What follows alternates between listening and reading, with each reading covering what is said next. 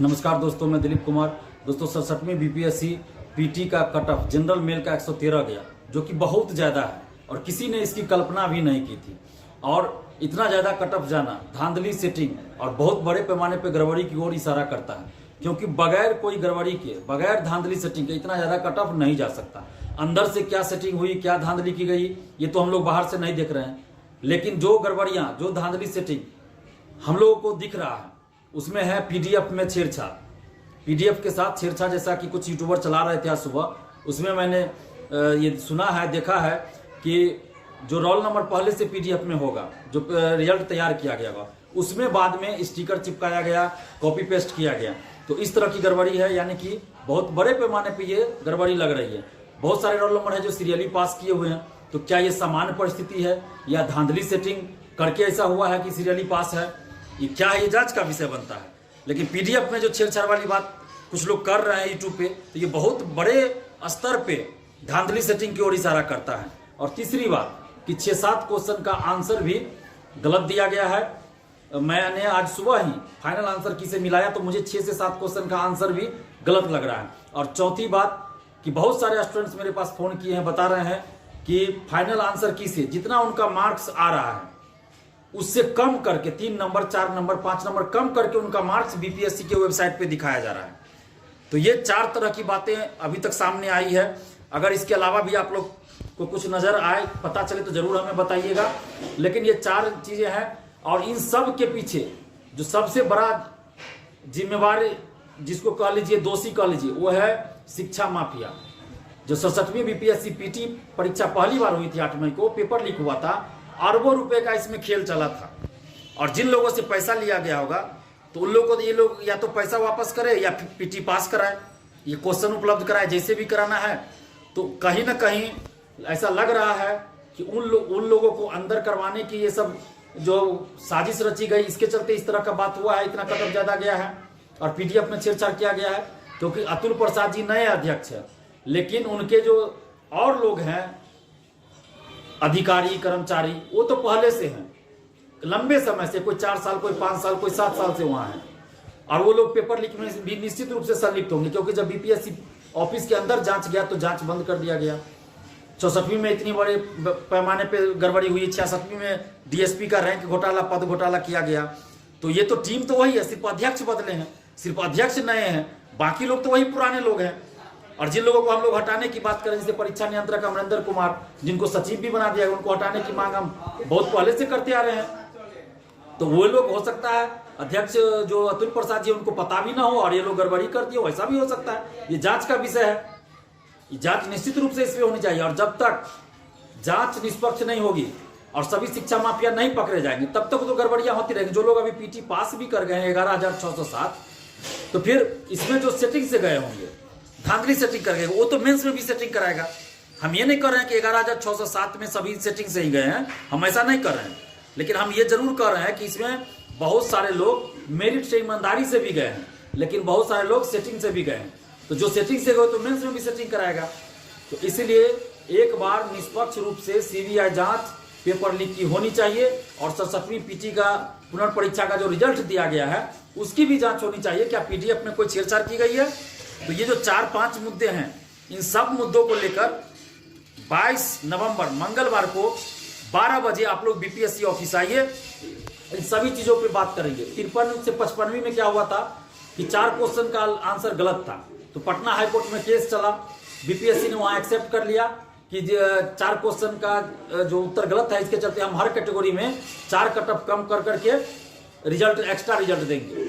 और यहाँ 6 से 7 क्वेश्चन का आंसर गलत है, तो ये संभावना भी बनती है कि 6-7 क्वेश्चन का आंसर जो आपने गलत दिया है, तो उतना कट ऑफ कम हर कैटेगरी में कम करके रिजल्ट दीजिए, ये भी बनता है। और दूसरी बात कि पूरे रिजल्ट की जांच भी होनी चाहिए। जो पीडीएफ में छेड़छाड़ हुई है कि नहीं हुई है, इसकी जांच होनी चाहिए। अगर नहीं हुई है छेड़छाड़ तो अध्यक्ष और बीपीएससी को क्लीन चिट मिल जाएगा।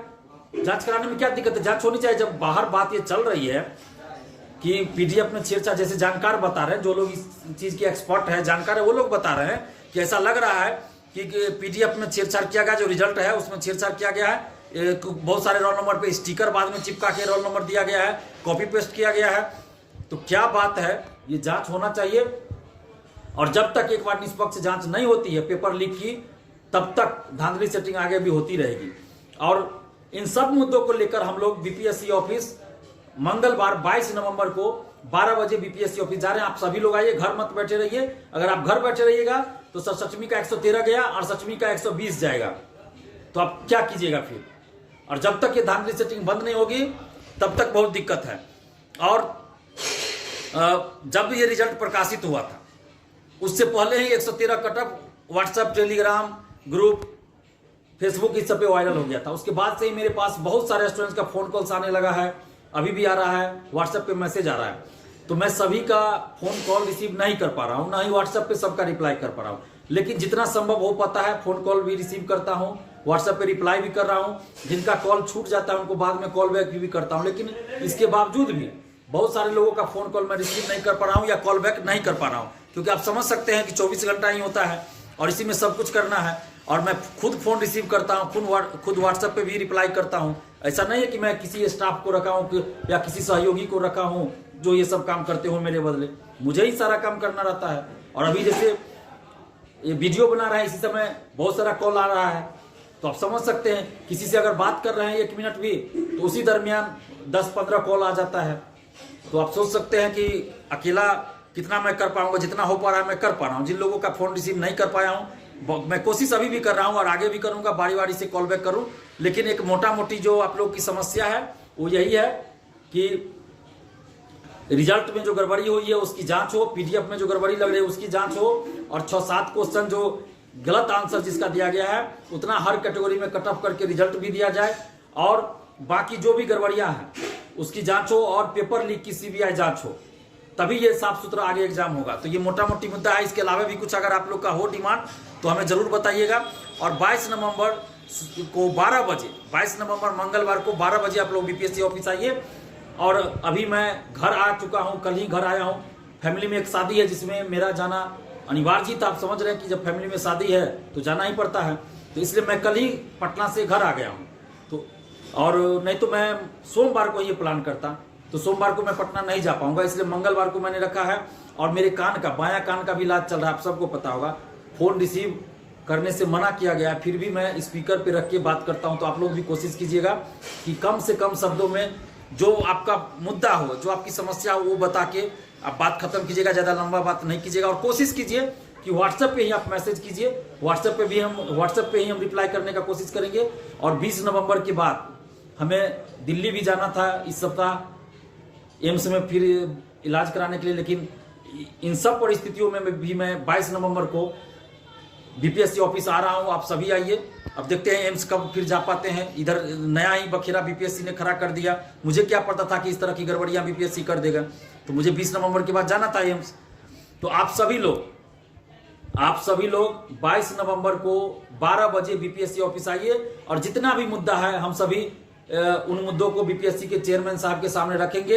अगर वो उन मुद्दों को सुनकर हम लोग के साथ न्याय करते हैं तो ठीक है, अगर न्याय नहीं करेंगे तो फिर हम लोग परसेंटाइल हटाने के लिए जो आंदोलन किया उससे भी बड़ा आंदोलन करेंगे, लेकिन चुप नहीं बैठेंगे। क्योंकि अगर हम अभी चुप रहे तो 68वीं में इससे भी ज्यादा बड़ा खुला होगा। और 67वीं में क्या है, डिप्टी कलेक्टर का सीट ज्यादा है, तो इसके चलते मारामारी हो रही है सेटरों के बीच, शिक्षा माफियाओं के बीच, क्योंकि उसकी बोली ज्यादा लगती है। डिप्टी कलेक्टर के लिए, पद के लिए ज्यादा पैसा मिलता है, तो इसलिए ये लोग भी लगे हुए हैं कि हर हाल में सेटिंग गेटिंग हो जाए, करवा लें। तो इसलिए हम सबको सतर्क रहना होगा, सावधान रहना होगा, और पढ़ाई के साथ साथ लड़ना भी होगा, संघर्ष भी करना होगा। तो आप सभी लोग 22 नवंबर 12 बजे बीपीएससी ऑफिस जरूर आइए। और आपके पास जिस क्वेश्चन का भी आंसर गलत लगे उसका सबूत ऑथेंटिक बुक से लेके आइए, जेरॉक्स करा के जरूर आइए। धन्यवाद। जय हिंद।